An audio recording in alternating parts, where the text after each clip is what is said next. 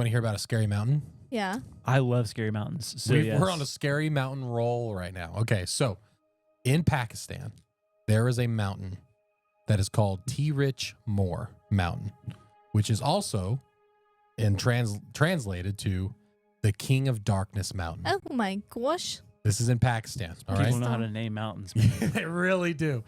Now, there's a reason probably why it has this dark name, because in 1950, it was the first time anyone actually discovered this large mountain, actually ever went on it, ever tried to summit it. They don't have an exact number throughout the years of how many people have died on this thing, but it's said to be hundreds. It was unsummitable at one point, right? But certain people have claimed that they've reached the summit, which is totally cool. That's fine. But there was a time that it was open reign, anyone could go, and there were some weird stories every now and then. There's some lore that fairies lived. There was a castle of fairies that used to live on this huge mountain, and there would be ginormous frogs that would hide within holes and would eat anyone up. And before they went up, Carnivorous frogs. carnivorous frogs, which is terrifying to think of, like a frog the size of a school bus, like lurking behind you, right? They're saying that They were big? ginormous. Yeah, Oh, apparently they gosh. were ginormous. They would swallow humans whole. But I mean, like, I heard that, I'm like, whatever. But apparently, and this isn't even like a myth, there's people who have seen these, I don't know if you would call them monks or whatever you would call them, but they were just people that are indigenous to that area that would live on the mountain.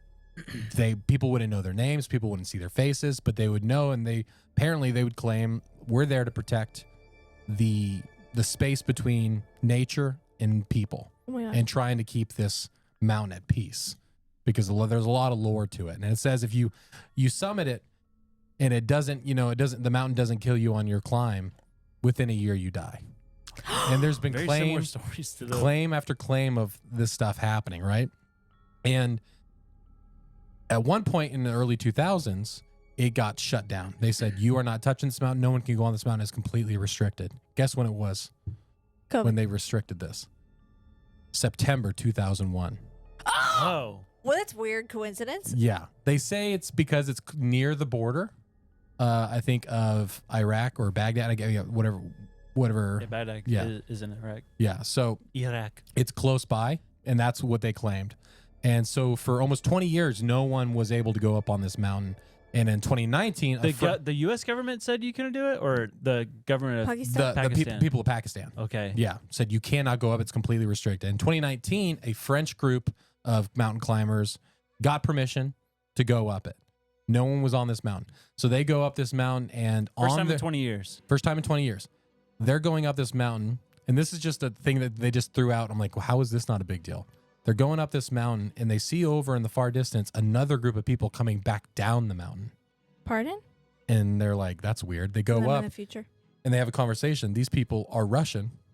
They're a Russian group. Ghosts. Had no interest in having conversation or like sticking around, and then they left. The French people went up there and went down with no problem whatsoever. And still to this day, it's very restricted. People aren't allowed on it. But one story that I found very, very very interesting was, I believe it was in the 60s. This man named Peter from Austria and his two friends, they decide, we're busy at school. We're going to take a break and we're going to go mountain climbing. We love mountain climbing. We're going to go to Tirich Mir, right? They get there and they start climbing, and then they make a base camp to reach the summit. They sit down at the base camp, and they look at all their supplies, all their food and everything like that. And they realize they don't have enough for 3 people.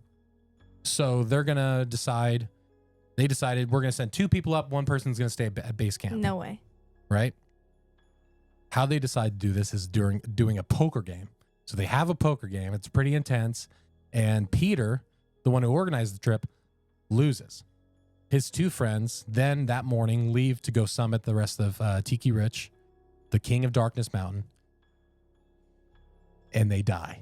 No. They fall, apparently off an ice sheet. That's what's said. They never recovered the bodies that I know of, and they just happen to die. Peter walks completely unscathed, goes back to college, and starts reevaluating things. A couple years later, this guy starts working at a company called Nestle. Shut up. His name is Peter Brabeck who is now I'm not the CEO of the World Economic Forum. The same man who went on top of this mountain, had two of his best friends perish, went on from there to start working at Nestle, and since then has been working for Nestle until recently. And he was appointed by Klaus. Yes, to Klaus become Schwab. the new chairman of the World He's Economic literally Forum. demon possessed. I mean, it's kind of crazy. This is the same guy who said that water is not a human right. Yeah. He was, people said he was misquoted, but I'm like, that's literally what you said, though. It's not a human right. And when he started working for Nestle in 1970, it gets kind of crazy because he became the marketing director, and he went to Chile for Nestle in Chile and Nestle.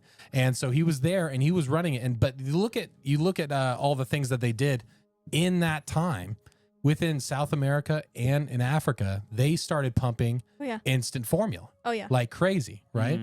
And it got to the point where they said, listen, we're going to start giving it to you for free. We're going to give it to you very low, because they knew they couldn't afford it. It was a low middle income country. And so they started giving them all this instant formula. And with breast milk, if you don't use it, you lose it, right? Yeah. And so they start having all these babies that are dependent on this formula. Oh, man. And then they start using the water that's available to them in their village, which is poison which water. is dirty, poisonous water. And it says on the label, if you use this water, it will kill your baby. Guess what? 10 million babies. Holy shit. At the hands of Nestle because of this instant formula.